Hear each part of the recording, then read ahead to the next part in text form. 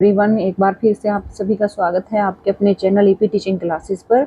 हम डिस्कस कर रहे थे जीन पियाजे की थ्योरी को। इसमें हमने दो पार्ट में समझ लिया है कि जीन पियाजे ने किस प्रकार से बच्चों के संज्ञानात्मक विकास को बताया है और साथ ही साथ जो विकास की चार अवस्थाएं हैं उनके बारे में वर्णन किया है। आज हम उन चार अवस्थाओं के बारे में पढ़ने जा रहे हैं जहाँ से आपको हर बार क्वेश्चन पूछा जाता है, तो आपको हर एक स्टेज को अच्छे से समझना है। सबसे पहले जो चार स्टेज है उसमें से हम फर्स्ट स्टेज को डिस्कस करेंगे। ठीक है, तो ये हमारा पार्ट 3 है। इसमें बाकी जितने भी अभी तक की थ्योरी बची हुई थी वो पूरी कंप्लीट हम कर लेंगे। ठीक है, इसी के साथ हमारा पियाजे कंप्लीट हो जाएगा और इसी के जो नेक्स्ट इसका पार्ट आएगा उसमें हम पियाजे के नैतिक सिद्धांत को डिस्कस करेंगे। ठीक है, अभी हम स्टार्ट करते हैं, समझते हैं कि जीन पियाजे ने जिन चार अवस्थाओं के बारे में बताया है, संज्ञानात्मक विकास की चार अवस्थाएं वो कौन कौन सी है और कहाँ से इसमें से क्वेश्चन पूछा जाता है। तो बात करते हैं कि जीन पियाजे के अनुसार संज्ञानात्मक विकास की अवस्थाएं। तो सबसे पहले आपको पता होना चाहिए इन्होंने चार अवस्थाओं के बारे में बताया है। डायरेक्ट यहाँ से क्वेश्चन पूछ लेता है कि विकास की चार अवस्थाओं के बारे में किसने बताया या फिर इसका सिद्धांत किसने दिया। हालांकि सीटेट में इस तरह के क्वेश्चन नहीं आते, लेकिन आपको पता होना चाहिए। तो यहाँ पर आप देख पा रहे हो, यहाँ पर चार अवस्थाएं हैं। ठीक है, सबसे पहली है हमारी कौन सी, संवेदी पेशीय अवस्था। अब ये अवस्थाएं क्या है और किस प्रकार से हमें इन्हें पढ़ना है, समझना है। देखिए, जब एक बच्चा होता है तो वो शिशु के रूप में जन्म लेता है और जब तक वो शिशु रहता है तो शिशु का पीरियड उसका माना जाता है जन्म से 2 वर्ष। ठीक है, उसके बाद वो आता है कौन सी अवस्था में, बाल्यावस्था में आता है। ठीक है, जिसे हम कह सकते हैं बाल्यावस्था में भी दो अवस्थाएं होती है और जिसे हम कहेंगे प्री चाइल्डहुड और पोस्ट चाइल्डहुड। तो जब वो प्री चाइल्डहुड यानी कि पूर्व बाल्यावस्था में रहता है, जब उसके मस्तिष्क का विकास होता है उस अवस्था में, पूर्व बाल्यावस्था में, तो वह अवस्था पियाजे ने, हम क्योंकि मस्तिष्क के विकास को पढ़ रहे हैं, ज्ञान के निर्माण को पढ़ रहे हैं कि किस तरीके से बच्चों में ज्ञान का निर्माण होता है। तो अभी बच्चा क्या है, कितने वर्ष का है, 2 से 7 वर्ष का है। अभी बच्चा 2 से 7 वर्ष का है, तो अभी उसके ज्ञान का निर्माण किस तरीके से होगा। फिर वो आएगा 7 से 11 वर्ष की अवस्था में, जिसे हम कहेंगे मूर्त संक्रियात्मक।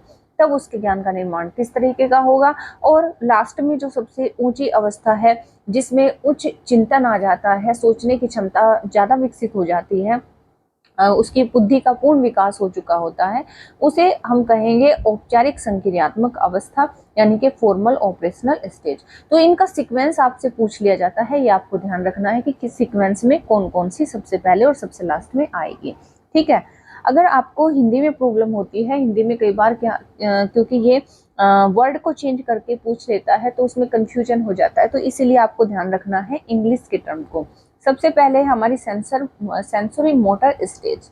सेंसरी मोटर स्टेज का जो पीरियड है जन्म से, यानी कि जब बच्चे का जन्म हुआ है तब से लेकर 2 वर्ष की अवस्था तक, आज हम सबसे पहले इसी को समझेंगे और अगले पार्ट में हम समझेंगे इन सभी अवस्थाओं के बारे में। ठीक है, तो सबसे पहले डिस्कस करते हैं संवेदी पेशीय अवस्था। जब बच्चा शिशु है तब वो चीजों को कैसे सीखता है, ये हमें यहाँ पर समझना है।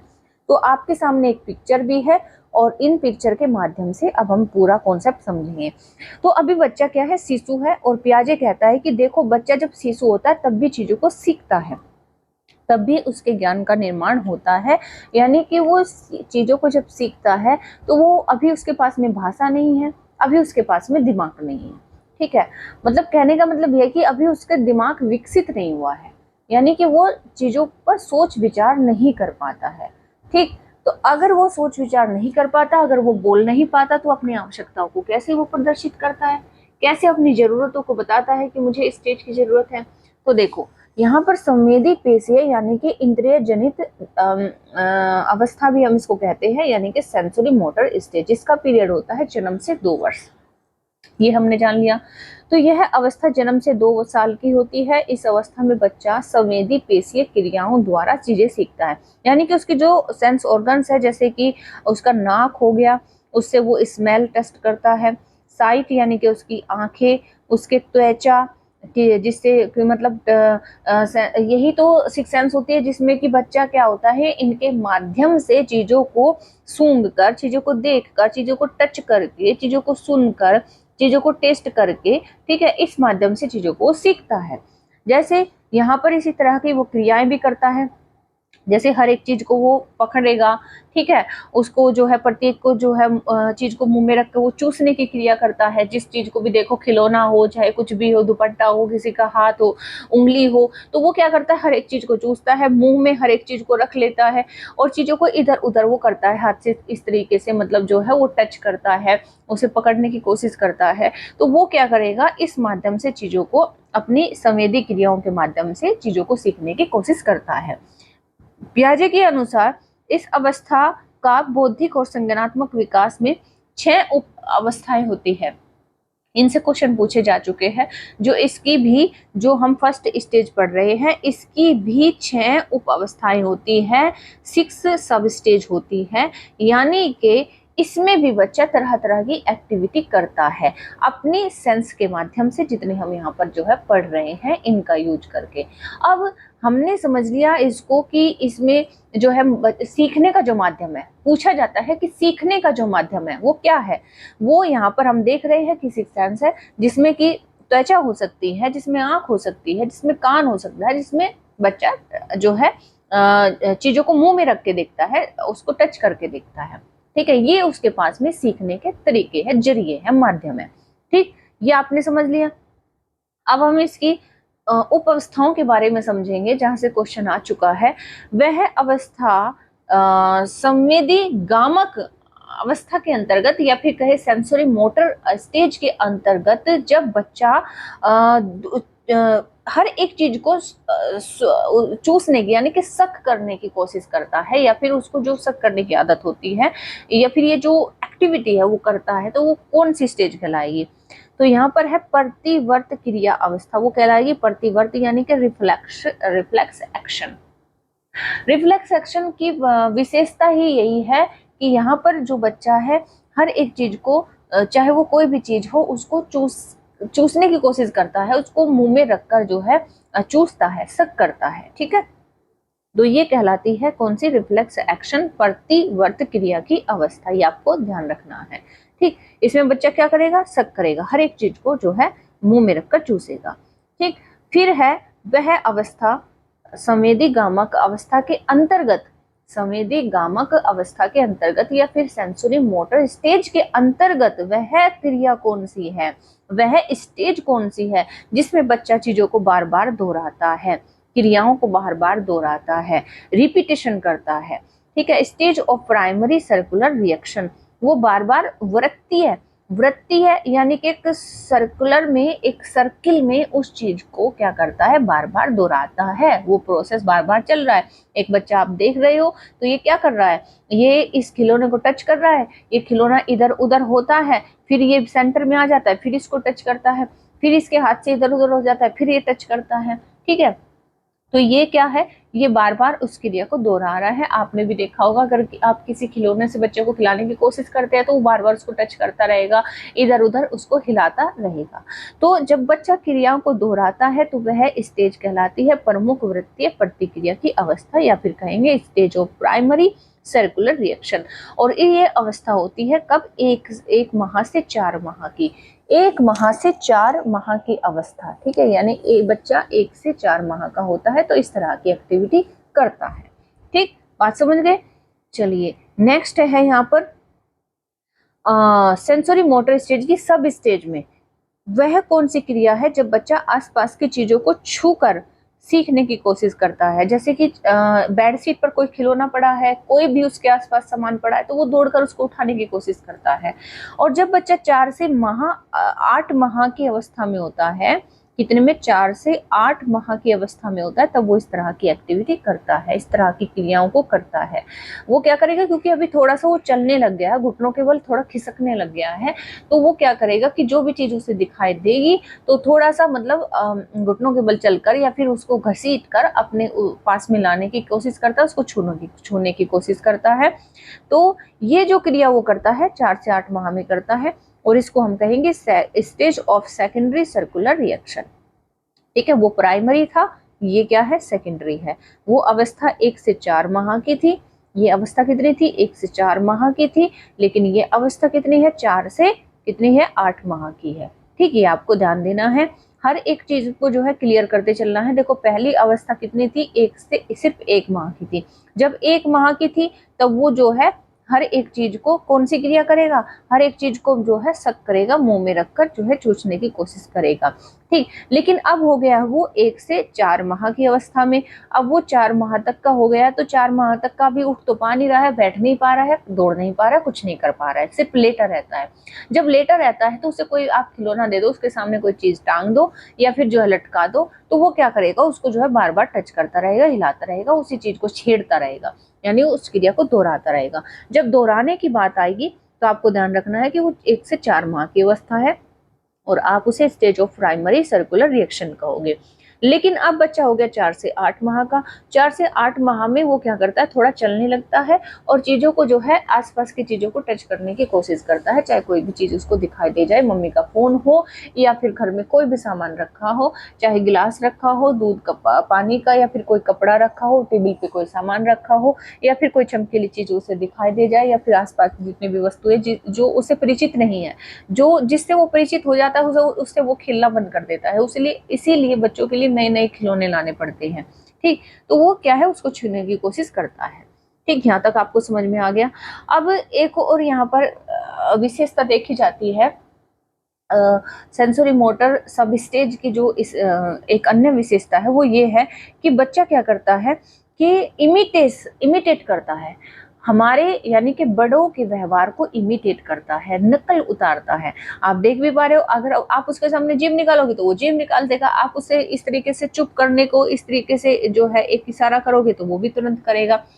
अभी वो क्या है, बोल नहीं पा रहा है, ठीक है, थोड़ा बड़बड़ाता है, बबलाने वाली स्टेज में है, और वो क्या करता है, हर एक चीज को जो है इमिटेट करता है, आपके व्यवहारों को दोहराता है। तो इसे आप कहोगे गौण स्कीमेटा की समन्वय की अवस्था, यानी कि stage of coordination of secondary schemata, ठीक। तो स्कीमेटा में ये आपकी विशेषता देखने को मिलेगी कि बच्चा क्या है, आपके व्यवहारों को दोहरा रहा है, यानी कि उन्हें इमिटेट कर रहा है, आपका अनुकरण कर रहा है, आपको इमिटेट कर रहा है, ठीक है, आपकी नकल उतार रहा है। ये जो है इसकी खास विशेषता है। नेक्स्ट है इसमें, क्योंकि हमें 6 सब स्टेज पढ़नी है तो ये है 5वीं। तो बच्चा आ गया अब 12 से 18 माह की अवस्था में। अब वो कितने का हो गया, 12 से 18 माह हो गया, यानी कि लगभग वो 1.25 साल का हो गया है। तो वह क्या करता है कि अब वो खेलना शुरू कर देता है खिलौनों से, क्योंकि वो बैठना भी सीख गया है, ठीक है।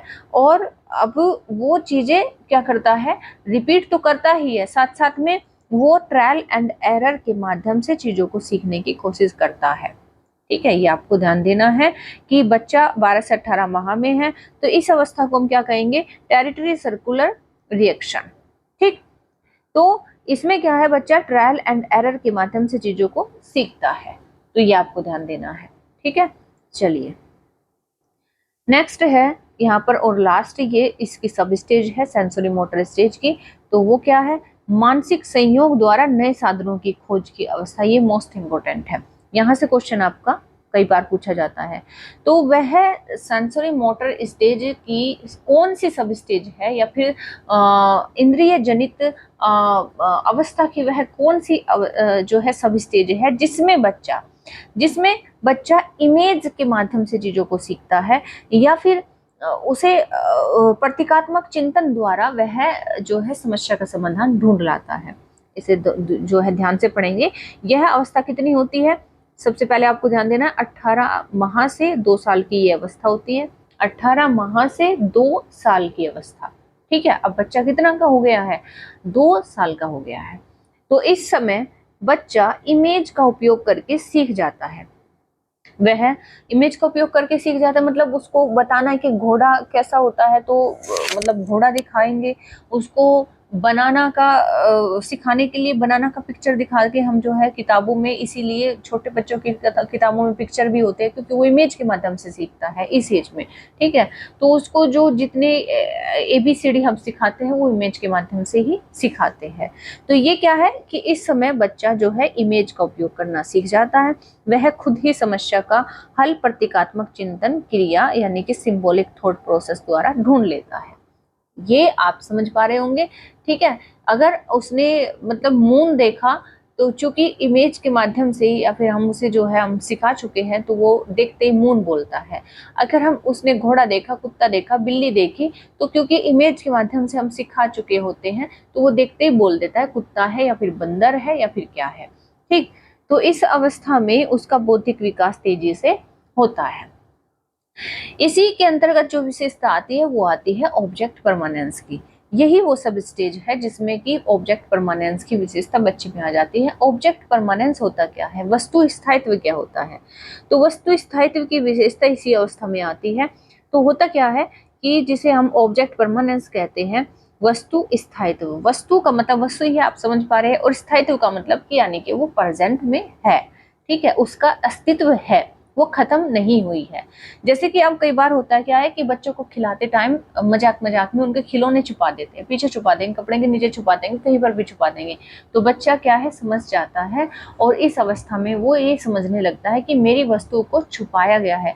हम बोलते कि वो गायब हो गई है ना, लेकिन उसको पता है वो गायब नहीं हुई है, उसको छुपाया गया है। और वो क्या करता है, क्योंकि वो प्रतीकात्मक रूप से चीजों को समझने लगा है तो अब वो वस्तु को ढूंढ लाता है। तो वस्तु स्थायित्व का अर्थ है कि बच्चा जानता है कि कोई वस्तु, ऑब्जेक्ट या व्यक्ति तब भी मौजूद है। जैसे बोलते हैं ना मम्मी उसमें उस पे चेहरे पे दुपट्टा ढक लेती है तो मम्मी खो गई है ना, लेकिन वो घूंघट उठाकर जो है मम्मी को ढूंढ लाता है और फिर बड़े जोर से खिलखिलाता भी है कि मैंने मम्मी को ढूंढ लिया है। तो वो खोई नहीं है, उसको पता है कि वो गायब नहीं हुई है, वो मौजूद है। ठीक है, जब वे छुपे हुए हैं और बच्चा उन्हें देख या सुन नहीं सकता। जैसे कि मतलब ये हम पढ़ रहे हैं कि कोई वस्तु या व्यक्ति तब भी मौजूद है जब वे छिपे हुए हैं और बच्चा उन्हें देख या सुन नहीं सकता। जैसे अगर खेलते समय आप बच्चों का खिलौना छुपा देते हैं तो उसे पता लगे बिना भी तब भी वह उसे ढूंढ लाता है, क्योंकि वह जानता है कि खोई हुई वस्तु गायब नहीं हुई, उसका परमानेंस है, यानी कि वह मौजूद है। यह गुण 18 माह में विकसित होने लगता है। आप एक पिक्चर यहाँ पर जो देख रहे हैं, इसी तरीके से जैसे बच्चा खेल रहा है, हमने क्या किया, उसके जो है बॉल है उसको यहाँ पर जो है छिपा दिया है, ये छिपा दिया हमने, ठीक है। लेकिन अब वो क्या है कि उस वस्तु को इस तरीके से उसे पता है कि इसको मैं उठाऊंगा तो वो बॉल उसी के नीचे मिलेगी, ठीक है। तो वो इसे उठा लेता है और उसको जो है ढूंढ लाता है, ठीक। तो ये था हमारा सेंसोरी मोटर स्टेज के बारे में। इसमें 6 उप अवस्थाओं के बारे में हमने पढ़ा है। तो इसी के नेक्स्ट जो 3 अवस्थाएं हैं जिसमें हम पढ़ेंगे, हमने अभी फर्स्ट स्टेज को जैसे डिस्कस किया है, तो इसी में जो नेक्स्ट अवस्थाएं हैं इनके बारे में हम कल पढ़ेंगे। जैसे पूर्व संक्रिय अवस्था यानी कि प्री ऑपरेशनल, मूर्त संक्रियात्मक अवस्था कॉन्क्रीट ऑपरेशनल, और औपचारिक संक्रियात्मक यानी कि फॉर्मल ऑपरेशनल, ठीक है। तो ये हम पढ़ेंगे कल। तो आज हमने ये कवर कर लिया है, आई होप आपको क्लियर हुआ होगा। इसमें कोई भी डाउट हो तो जरूर बताना, बाकी लोगों को भी शेयर करना। और इस पीडीएफ के लिए हमारे एपी टीचिंग टेलीग्राम चैनल के साथ में जुड़ जाएं, उसे ज्वाइन कर ले तो वहां पर आपको जो है इसकी पीडीएफ मिल जाएगी, ठीक। तो इसी के साथ में जो है अब मिलते हैं कल नेक्स्ट क्लास में। Thank you, take care, bye bye.